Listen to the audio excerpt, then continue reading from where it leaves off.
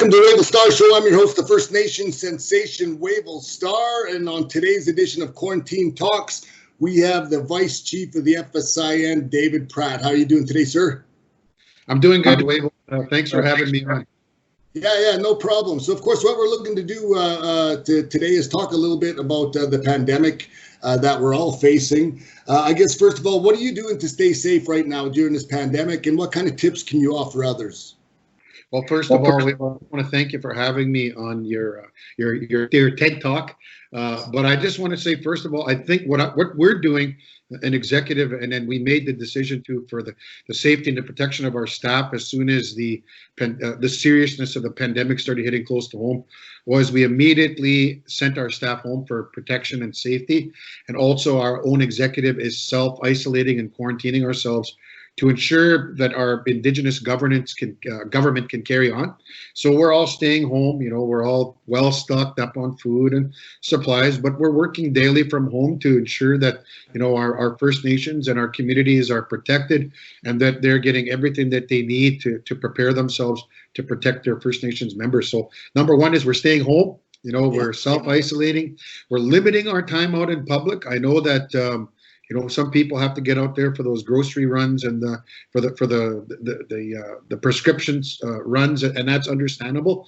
But we're encouraging all of our people to limit their times in the grocery stores. I know a lot of the grocery stores have instituted these procedures and protocols when shopping in them, which is really good. I'll give you an example. I was in Safeway just a couple of days ago here, getting ready to do some Easter shopping and stuff, preparing for Easter. And they had all the arrows, they had all the cleaning basins at the front, as well as Shoppers Drug Mart. And so they were taking all those necessary precautions, limiting the amount of people who were inside the stores.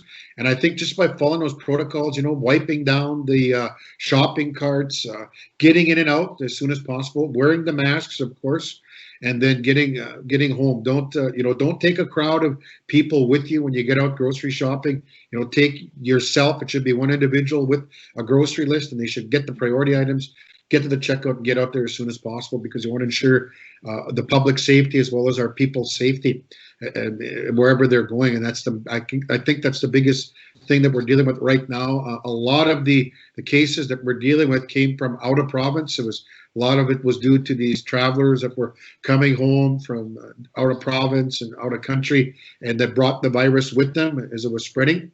And now, but it's community transmission. So now those community transmissions are happening. And from what I'm hearing, it's basically those that are going out now are getting it as they're out in the grocery stores and in the public. So always wash your hands. That's the main thing. Carry hand sanitizer.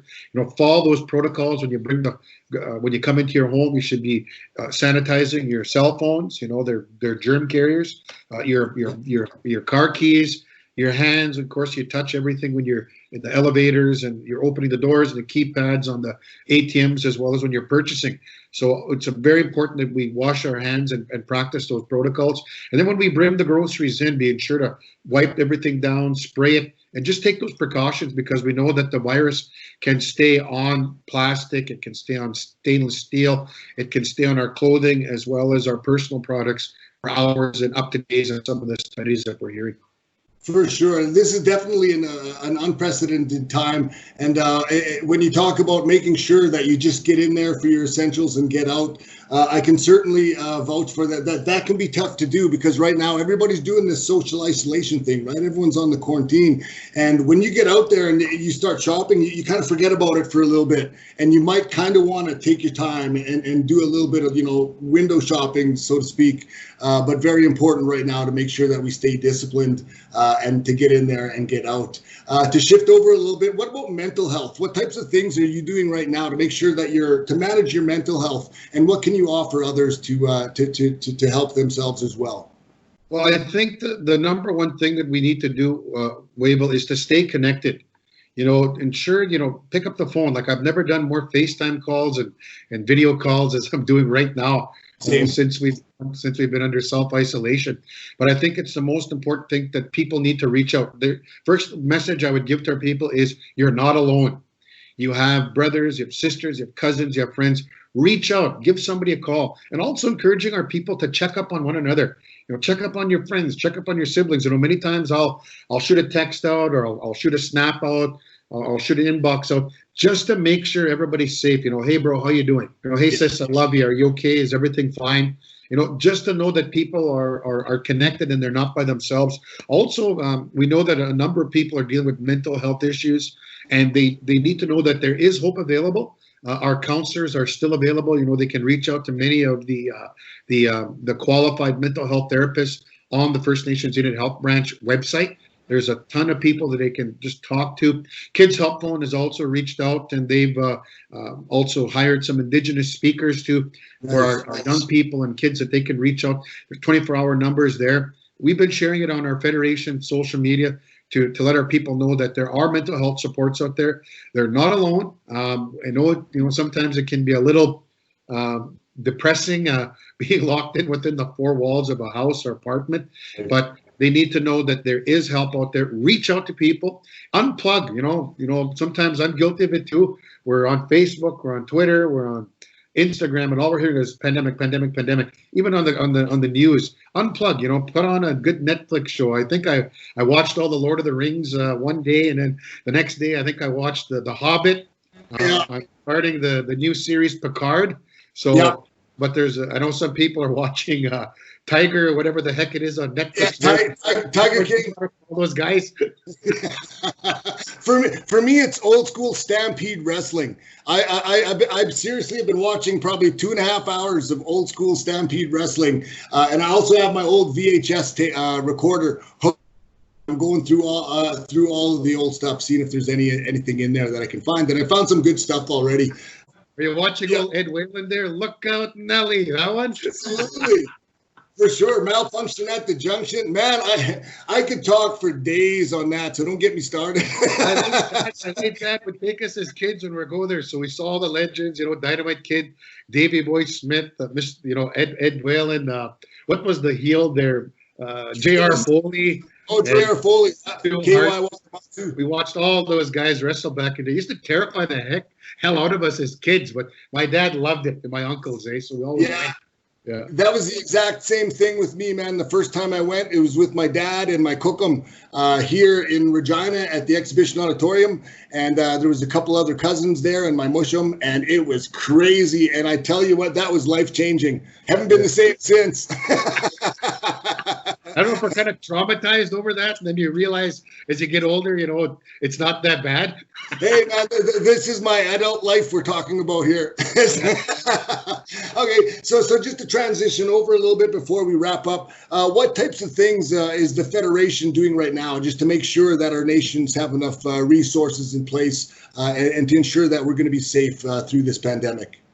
Well, the Federation is doing, and I want to credit Chief Cameron for doing such a good job. Like, he is on the phone nonstop, 24/7, weekdays, weekends, dealing with all levels of government, the Minister of Health, the Deputy Minister of Indigenous Services Canada, as well as Minister Mark Miller. So he's on daily conversations with them, reaching out, ensuring that our people, first of all, the biggest issue that we're dealing with right now is personal protective equipment.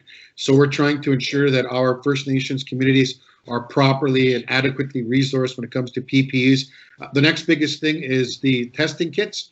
That's something that because I think we need to ratchet up the testing. A lot of the nations that have dealt around the world successfully to be able to flatten that curve and to crunch the spread was because they had widespread testing. South Korea is one of the prime examples. I think Australia as well. Australia's doing a fine job, and I think the Prime Minister is getting ready to lift some of the restrictions already. Wow. That's an incredible job of what they've done, but they took very strict measures right in terms of social distancing. So Chief Cameron and myself and the entire executive are working daily to ensure that pressuring Canada, to uphold their treaty and their fiduciary obligations to First Nations people in this country, especially under Treaty Number 6 and the Pestilence Clause.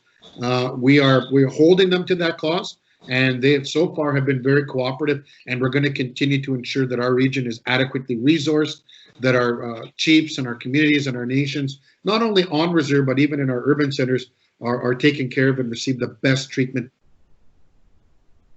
Absolutely. Well, with that, thank you very much for being with me here today on my episode of Quarantine Talks.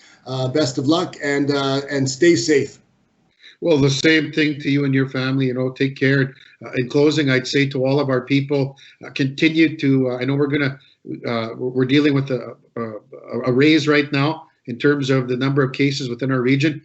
We're hoping that we peak as soon as possible. The sooner we can peak and the sooner we can start flattening that curve, the better off we'll be. But I encourage all of our people, continue to take those precautions. Stay home, wash your hands, take all necessary precautions, and talk to your young people. I know one of the biggest issues right now we're dealing with, Wavell, is our young people are still failing to see the seriousness of this virus and its impact on the long-term health and safety of our elders and our community members. So talk to young people, encourage them to not be partying and gathering in groups, but to stay home. And when they do go out in public, people have to do the gas run or the grocery run or the milk or whatever, Pampers or formula for the baby.